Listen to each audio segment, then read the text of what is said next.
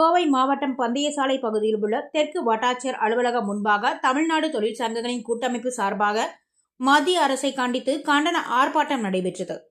கோவை மாவட்டம் பந்தயசாலை பகுதியில் உள்ள தெற்கு வட்டாட்சியர் அலுவலகத்தின் முன்பாக தமிழ்நாடு தொழிற்சங்கங்களின் கூட்டமைப்பு சார்பாக கண்டன ஆர்ப்பாட்டம் நடைபெற்றது. இந்த ஆர்ப்பாட்டத்தை தமிழ்நாடு தொழிற்சங்கங்களின் கூட்டமைப்பின் செயலாளர் நாகேந்திரன் தலைமை தாங்கினார்.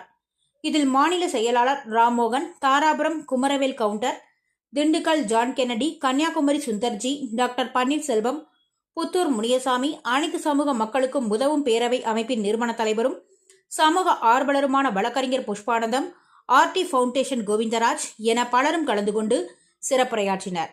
இந்த ஆர்ப்பாட்டத்தின் வாயிலாக தமிழகம் முழுவதும் பல தொழிற்சாலைகள் மூடப்பட்டுள்ளதால் ஆலை தொழிலாளர்கள் வேலை இழப்பு அதிகரித்து வருகின்றது எனவும், தொழிலாளர் நலன் பெரிதும் பாதிக்கப்படுகின்றதால் இதனால் சமூக பொருளாதார பிரச்சனைகள் ஏற்படுகிறது எனவும், தேசிய பஞ்சாலை கழக மில்கள் நாடு முழுவதும் மூடப்பட்டதால் பல்லாயிரக்கணக்கான தொழிலாளர்கள் வேலை இழந்து பொருளாதார நெருக்கடியில் அல்லல் படுகிறார்கள் என்பது போன்ற பல்வேறு கோரிக்கைகளை மத்திய அரசுக்கு எதிராக முன்வைத்து கண்டன ஆர்ப்பாட்டத்தில் ஈடுபட்டனர் என்பது குறிப்பிடத்தக்கது.